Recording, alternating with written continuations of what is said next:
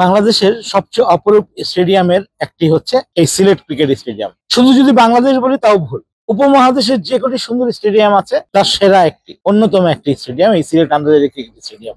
আগামীকাল রোববার এই মাঠেই জিম্বাবুয়ের বিপক্ষে বছরের প্রথম টেস্ট সিরিজের প্রথম ম্যাচ খেলতে নামবে বাংলাদেশ দল। আপনারা জানেন বাংলাদেশ দল গত কয়েক বছর না কয়েক যুগের টেস্টের যেই ঠিকানা খোঁজার কথা ছিল সেটি এখনো পায়নি। পায়ের তলায় যে মাটি খোঁজার কথা ছিল সেটি স্পর্শ করতে পারেনি। এর অন্যতম কারণ ব্যাটিং ব্যর্থতা।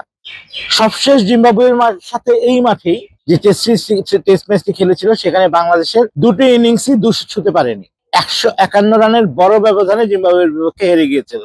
সম্প্রতি বাংলাদেশ যে কোনো ম্যাচ হেরেছে তার সবগুলোর হারের কারণ ছিল চরম ব্যাটিং ব্যর্থতা। ব্যাটিং ব্যর্থতার কারণে বলাররা পুঁজি পায়নি, বলাররাও প্রতিরোধ করতে পারেনি, ম্যাচগুলো হেরে গেছে। তবে বাংলাদেশ দলের অধিনায়ক নাজমুল হোসেন শান্ত প্রেস কনফারেন্সে জানিয়েছেন এই ম্যাচের আগে যে তারা নতুন শুরু করতে চান। টেস্টে তাদের নতুন শুরুর একটি উদ্যোগ চলছে, চেষ্টা চলছে।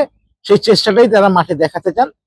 এই টেস্ট থেকেই, এই ম্যাচ থেকেই বাংলাদেশ জিতবে না ড্র করবে সেটি এই মাঠের লড়াইয়ের পরে বোঝা যাবে। এখানে বৃষ্টির সংখ্যা আছে, বৃষ্টির সম্ভাবনা আছে। টেস্ট 5 দিনে গড়াবে না 3 দিনে গড়াবে না 4 দিনে যাবে, তার সবকিছুই ডিপেন্ড করছে বাংলাদেশের পারফরমেন্স, পাশাপাশি বৃষ্টির উপরে।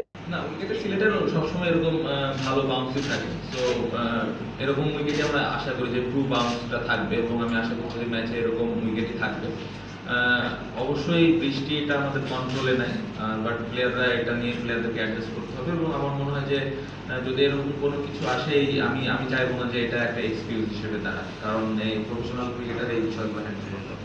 নাজমুল হোসেন শান্তের কথা অনুযায়ী যে নতুন শুরুর প্রত্যয় উনি ব্যক্ত করেছেন, এখন বাংলাদেশের মানুষ দেখার অপেক্ষায় আছেন সেই নতুন শুরুটা আসলে কি হতে পারে। Ishtiaq Parvez, senior sports reporter, দৈনিক মানবজমিন, সিলেট আন্তর্জাতিক ক্রিকেট স্টেডিয়াম থেকে।